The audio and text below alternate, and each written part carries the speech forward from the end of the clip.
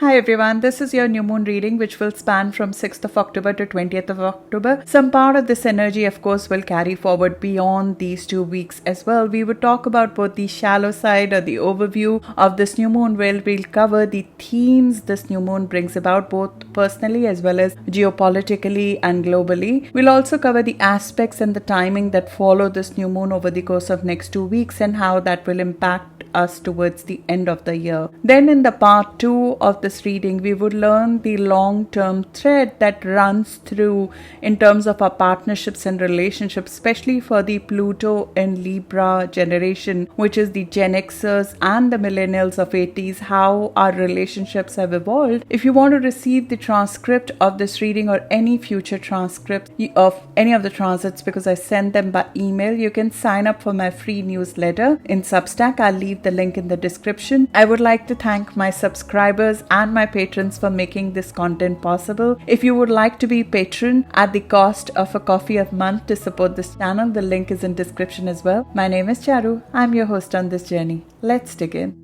Starting with the theme of this new moon. This is a new moon which is coming together with Sun and Moon in Libra, coming together at 13 degree 25 minutes of Libra.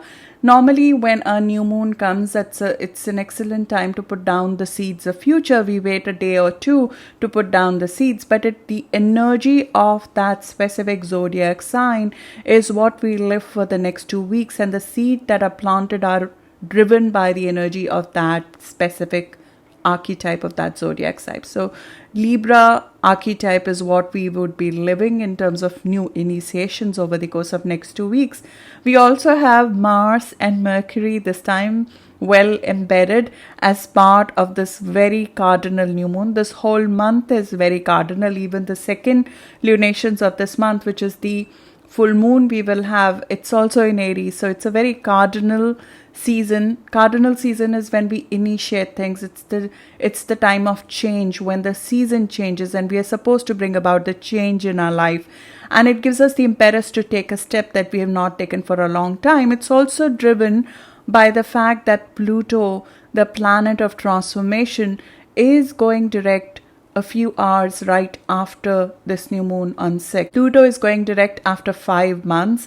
It is a planet of rebirth and transformation, and when it turns direct, it's the time to bring out the rebirth out in the open. So we've been going through a psychological rebirth, especially in being the authority of our life. Pluto in Capricorn is all about being authority of your time, of your own life, owning your life essentially. Anything, any weakness, any person, anything that has been coming in between you being the authority of your life, and this has to especially do with career, because Capricorn is an archetype for our career and our life path.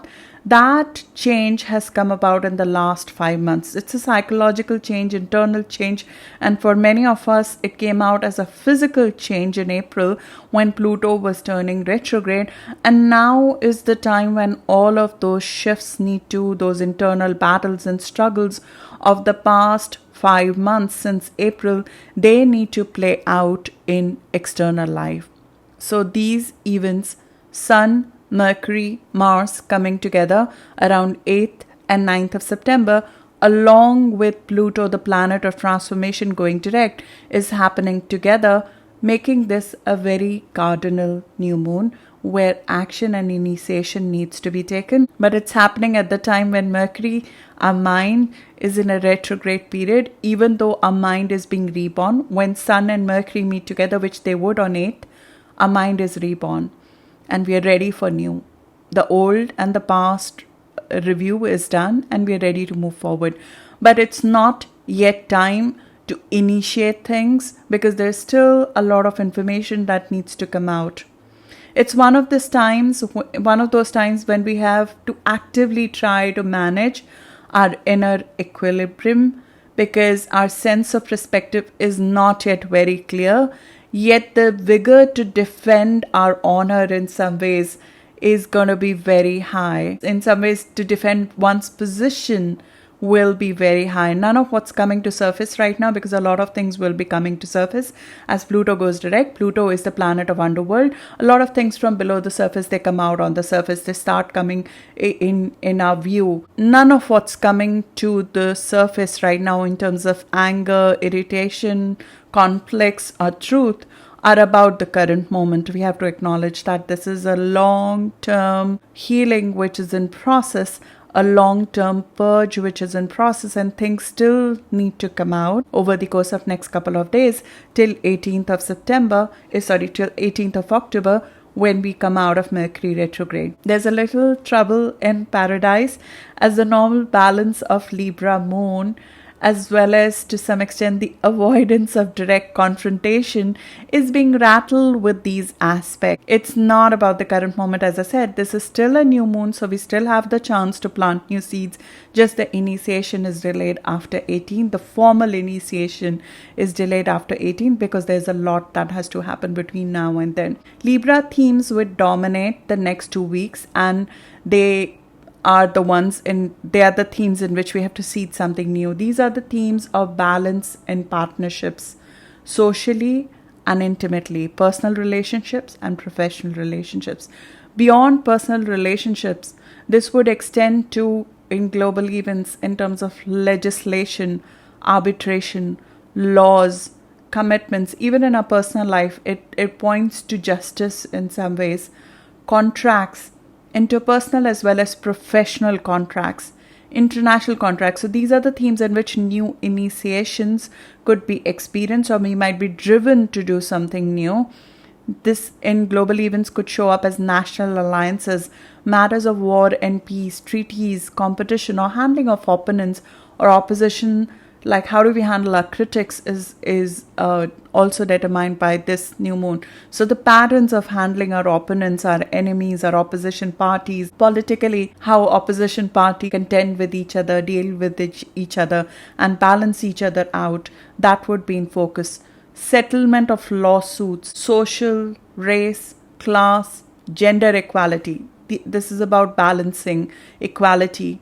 So it's a cardinal new moon that we would experience, which would bring these into focus over the course of next two weeks. Something will come to head because with a cardinal new moon, there is an urgency to do something. Something normally comes to a head with some speed after the retrograde period, that is after 18th of October, through which we would have to initiate a new way to be in our partnerships, our connections, and in global events we'll see that in laws, in alliances, in wars, in treaties, in contract, in country alliances, as well as legislation. In terms of physical themes that Libra new moon normally dominates, it's the air and the winds. And if you are part of European Union, right now they cannot talk of anything other than wind energy. So wind and airs and birds, it's the air lunation. Externally and internally, balance of electrolytes, hormones,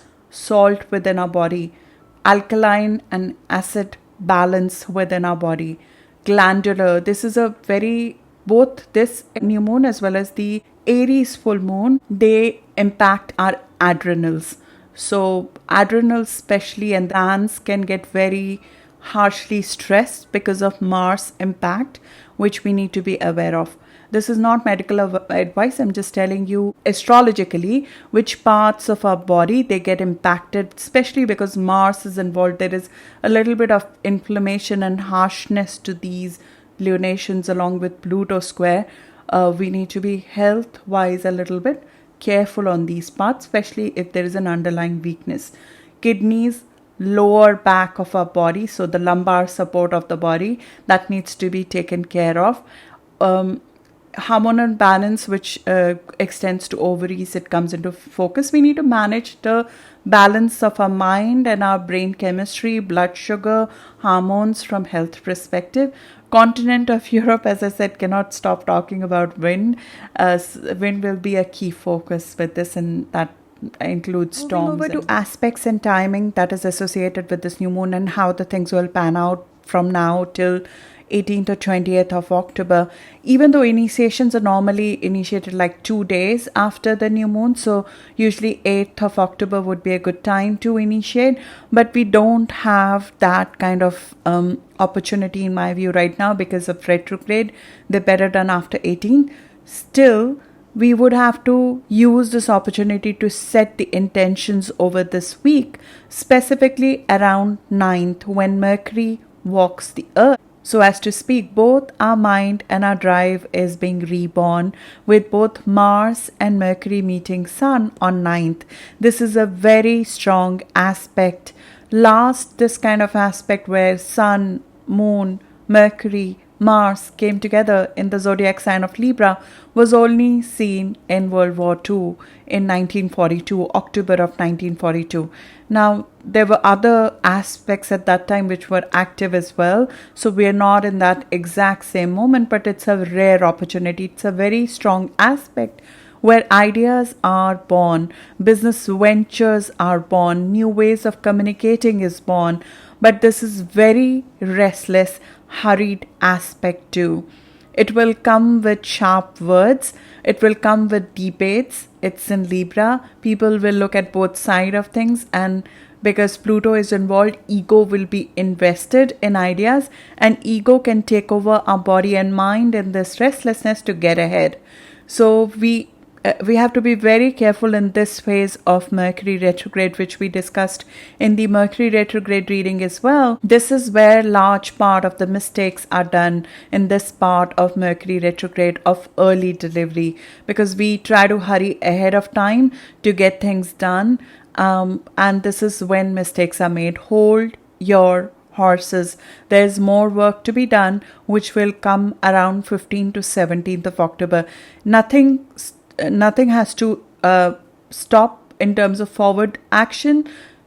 Purely finalization of things is what I'm talking about, that there is more information to be revealed to you. So finalization of whatever decision you're taking to start anew, it's better taken after 18. The period around 9th, as much as it holds great potential for a new start, it also holds great potential of very strong conflict of egos and wills which it will bring with it.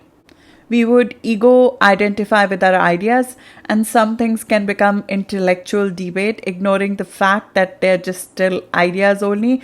No one knows what would turn out to be the best thing in future. We just still in the ideation phase. This is still a seeding phase.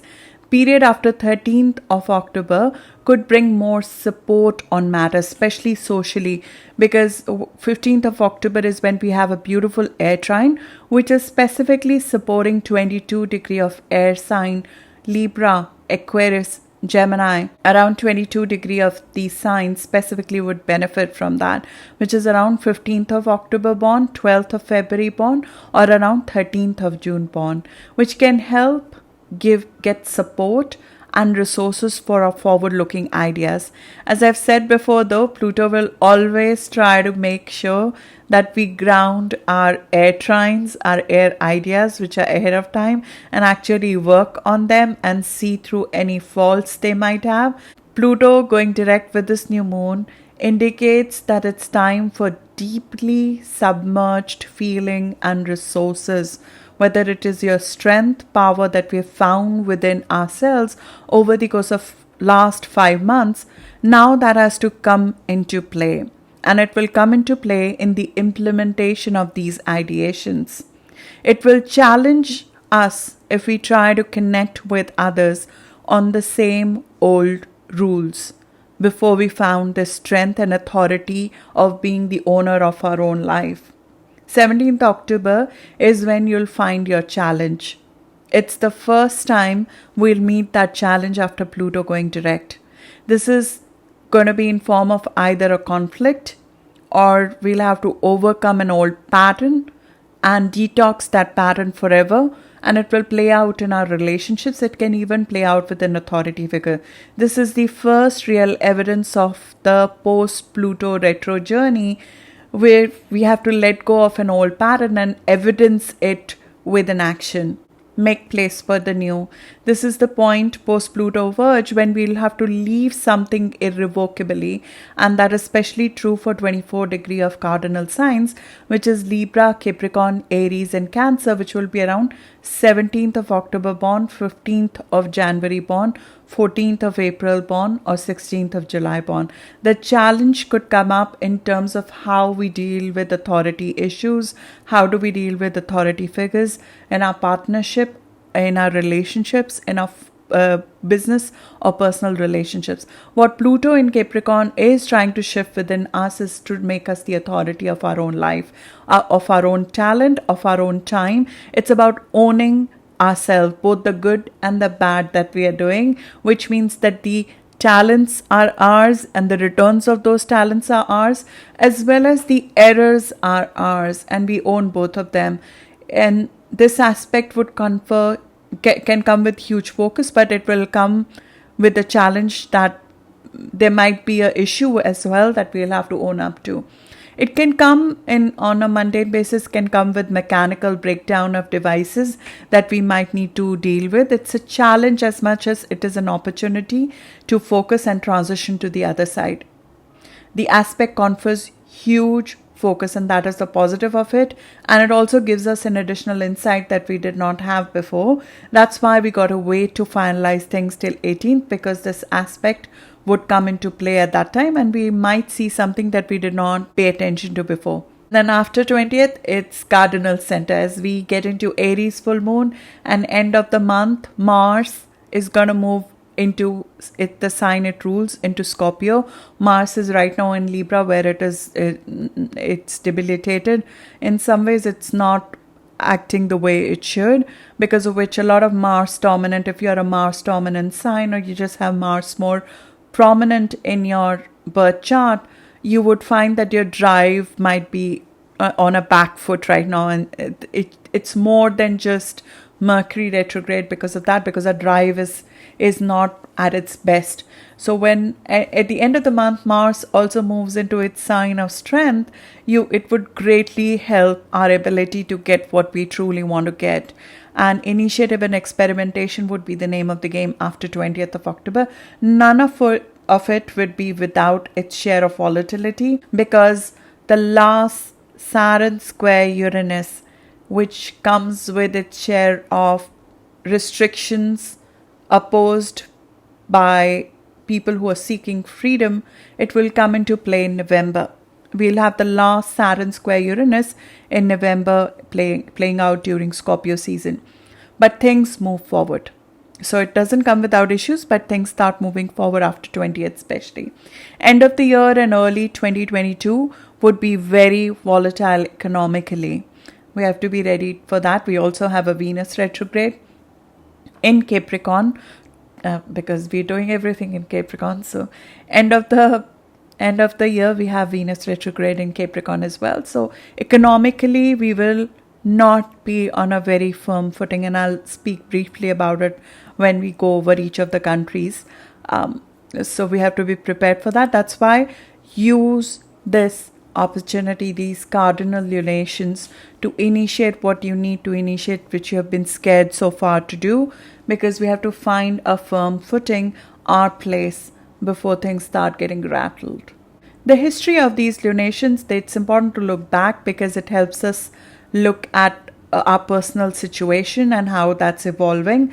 Nearest history of this new moon dates back to 2015, as most of the lunations right now.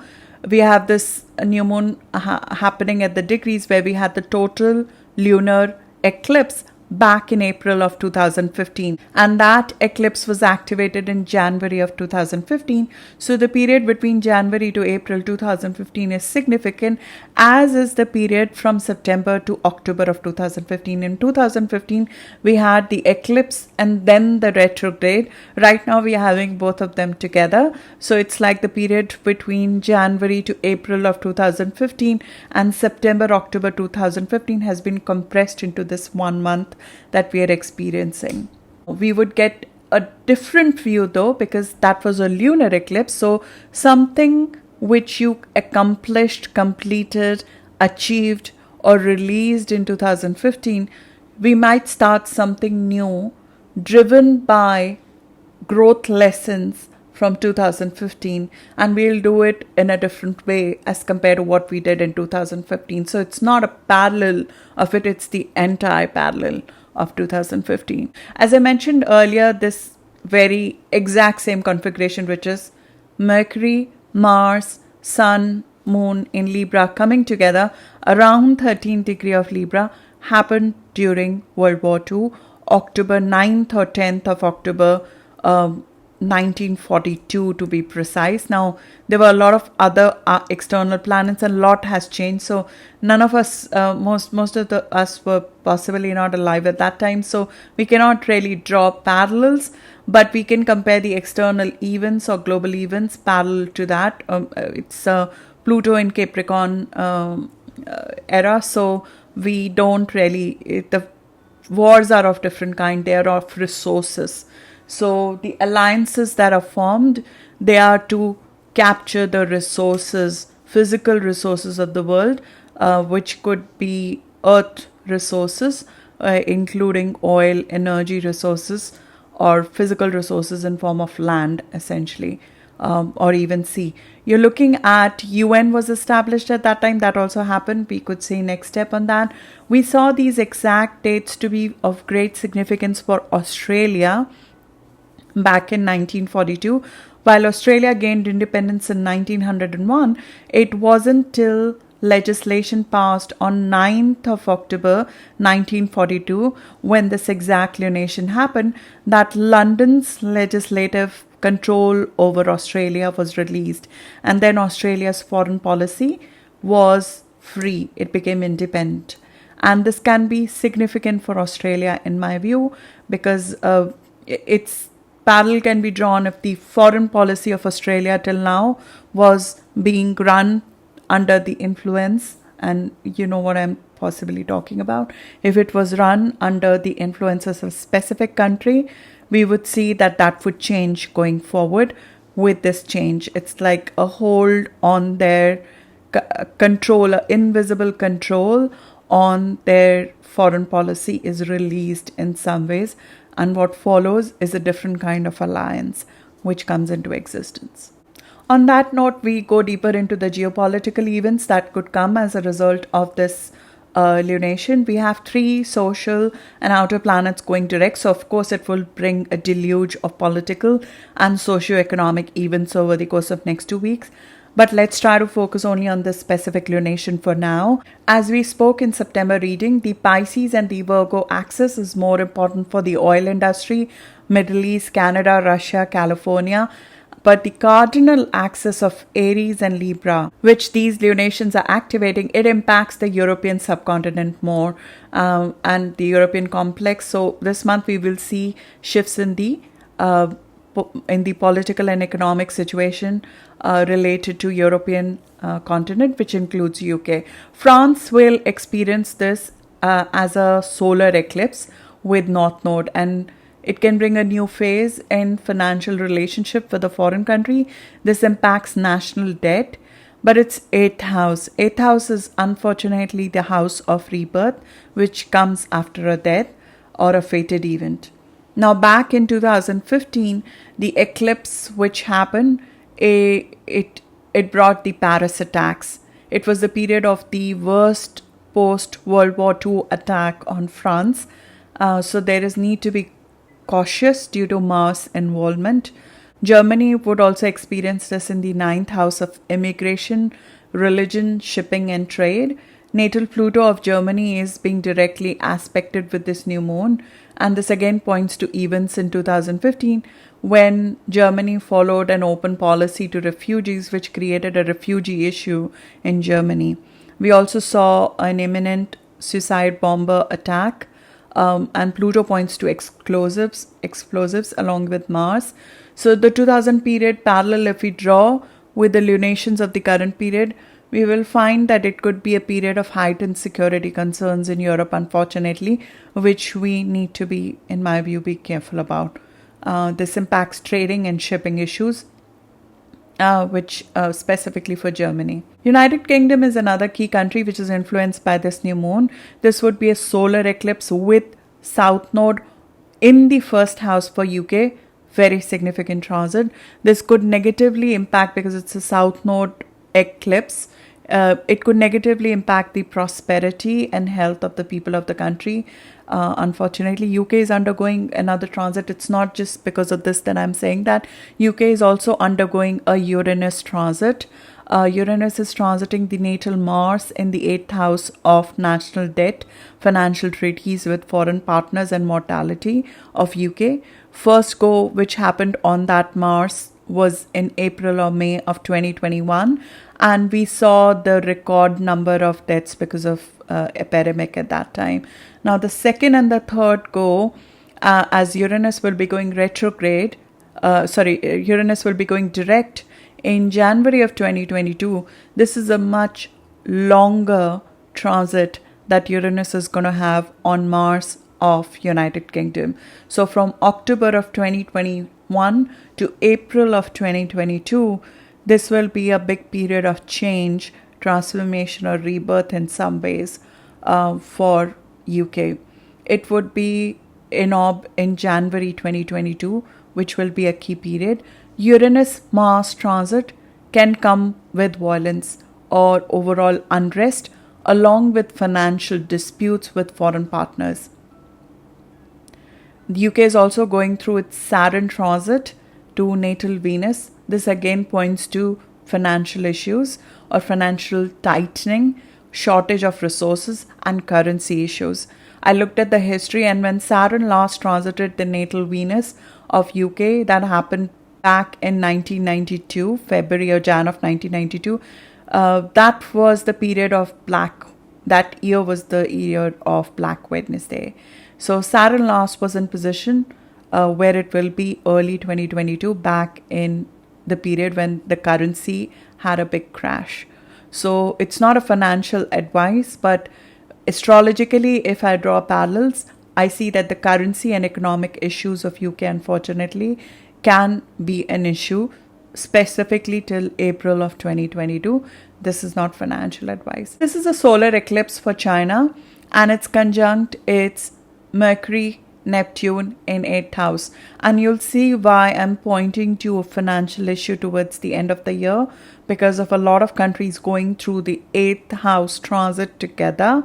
And that normally points to the financial treaties as well as the partnerships of these countries on financial notes. So debt, national debt comes into big concern across these countries, who seem to be having a thread of connection running across them. Now, this is a solar eclipse for China, which is conjunct its natal Mercury and Neptune in the 8th house again of finances and debt. As it activates the south node of China, it will come with a loss of some form in the debt or loss of economic form. 8th house is also stock market. So sometimes due to Neptune Mercury, there could be miscommunication. Last in 2015, when China had this transit, there was a significant stock market crash in China. While this lunation does impact the critical axis of Taiwan, I looked at Taiwan specifically because it's happening on the ascendant descendant of Taiwan. But I do believe that the eclipse of October of 2023, which will be activated in April of 2023, that would be more significant to the entity of Taiwan. This would be the time of Pluto ingress into Aquarius, when all the power play that was behind the scene, specifically related to China as a country and its dominance, would come into open, along with the military power and alliances which were hidden. Pluto in Aquarius will bring that into focus, and that ingress is also happening in 2023. China is an Aquarius ascendant and moon country. So this is not just about people revolution in China, it's also about its dominance across the alliances. So I think Taiwan 2023 could be precarious time, specifically April to October of 2023. For United States, this new moon comes as a conjunction to its natal Saturn in 11th house, which is representative of Parliament, Treasury, alliances, legislation, and we are already seeing the Saturn impact over there, the stalemate that we're seeing. So is the meteor about to hit the economy of United States? We'll cover that in a separate video in detail. US is of course in its Pluto return right now, which would be exact in February of 2022. And the key theme for US in 2022 and for the whole world in some ways is the Pluto return in the House of Finances for United States, which will dominate 2022 and 2023 for United States as well as the world.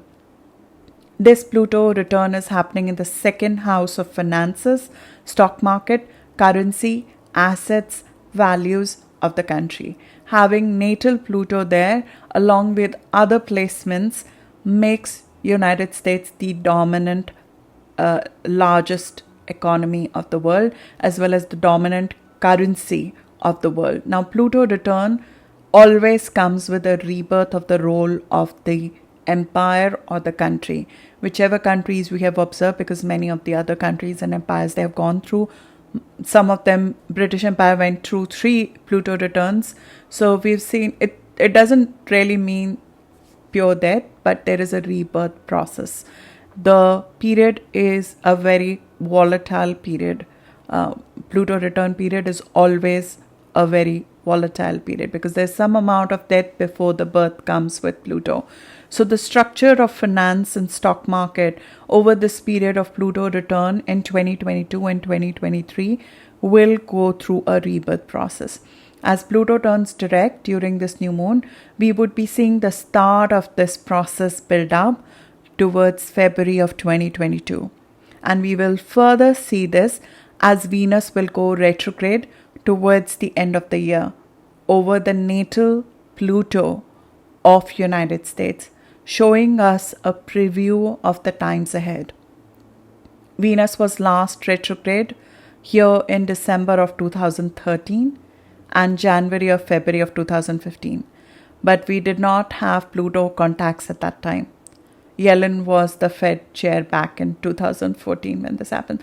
I'll handle this topic separately, but just wanted to highlight that the going into year end, we will see this build up towards the financial rebirth and the currency rebirth that United States is moving towards, and the domination of who is the dominant currency and the economic power of the world comes into shift and change over this period of 2022 and 2023. It's not way in future, it's a couple of months ahead.